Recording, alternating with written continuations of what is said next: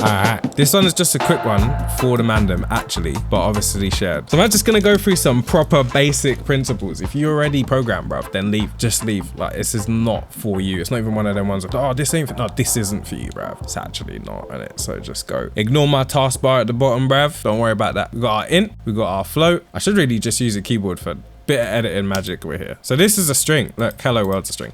So we're gonna do word string, right?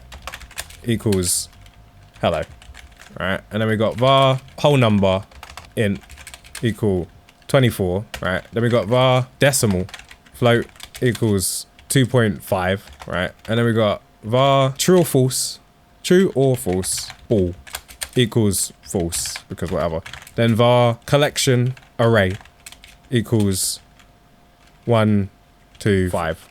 And then var book, it's a bit misleading, dictionary, right? So we got a dictionary equals this. So dictionaries work a bit interestingly. You like name it with a string. So it could be like cat, or no, amount of cats. Let's just call it amount of cats. So it's like cats 5, right? And then that could be like, oh, that's meant to be, we've got like dogs. We got 7 dogs, bro. Simple, right? So when I go onto this print thing that says print hello world, I can print all of these things instead now. So I can print word, run that, it's gonna print hello, you know? I could print whole number, it's gonna print 24 up here, yeah? I can do whole number times decimal, right? Run 60, okay? Then we can do true or false, print that, it's gonna say false, obviously, up there. You can't just write in any word here like book and then run, it's just not gonna work. It's only true or false. Collection, right? So this is a somewhat complicated, but not really. Collection, if I want to get the first item in that collection, it is just that in 0. So the first item is 0. So if I print this, it's going to print 1. I can also do that whole number thing. Well, let's not do it with 1 because that doesn't make sense. So we get the last one, 2, run, which is number 5. So now I can do whole number times collection item number 3, which is 2. 120, okay? And then I can also be like, with the dictionary, I could be like times book, and in these brackets, instead of putting which number it is, you put the name of it. So I'd put cats. So now it's still gonna be the same answer because there's the same amount of cats. And I could put dogs, and that's gonna be a different number. A vector, like, so if I got a vector 2 position in a 2D game, say, vector 2, so that would be vector 2, let's say 15, 60. It's pretty similar to like a collection, but it's not. Like, this is a coordinate, so now it's like the x and y. So if I wanted to get the x, it would be position dot x, and that's it, you know? If I wanted to get the y, it'd be position dot y. And you could make this vector 4 and then push it up to this 90, 20, and then all it's gonna be is z. Oh, because of this z. And I think the last one is W. So yeah, and that's it. It's like you could, that's a 4 coordinate thing. I've actually used this for something, I can't remember what, but there is use cases for it. But basically this is like the combination of all the things you'd need in your game to make a game. Like, you know, func add gold, you would just have a gold variable up here, like current amount of gold.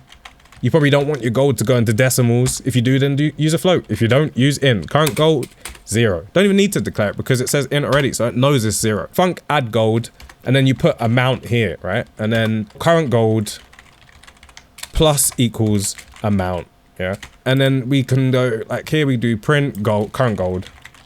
So it's gonna be 0. And then afterwards we do add gold, 1000, and then print gold again. And that's added 1,000. So now you see that, and then you could just keep chaining that like this. Allow, bro. Chain it. It's adding 1,000 every time. Like, this could be a function for taking damage. It's not like, it's just mixing these things. And then Godot, for example, or Unity, whatever you decide to use, will have a bunch of things like characters or whatnot that you can just move around. You want to move their position, you know, you make a speed variable up here or something. Var speed float equals 51.7 or whatever, and then when they're moving, like instead of add gold, you'd be position or position dot x plus equals speed, or movement input times speed. Like, it's a bit complicated in here because there's not really much going on, it's just a ready function. But like, you'd press left on your keyboard and that would make your x direction, var x direction equals, which would be a 0, say for now. Once you're pressing left on the keyboard, it's -1. So then it'd be speed times X direction. So now it's plus that or whatever. And then you can just print position. And let's print the position before as well. So now you can see, like here, the X changed to a minus because we was moving left, which is minus direction. And if we was moving right, our position would have changed in the other direction. Like, it's just a combination of these things and using your creativity to come up with ideas and certain things you can do to optimize, to make it so that the changes are easier, or you can make your game scalable. So a lot of people use random generation, like procedural generation, because then you don't need to make loads of levels. So it's a lot easier to finish the project. But just like using a combination of these things and some creativity and some thinking, you can make anything. Well, not anything, but you know, like you can make a lot of stuff just with this. And I think that'll take you off to where you need to go. Bye.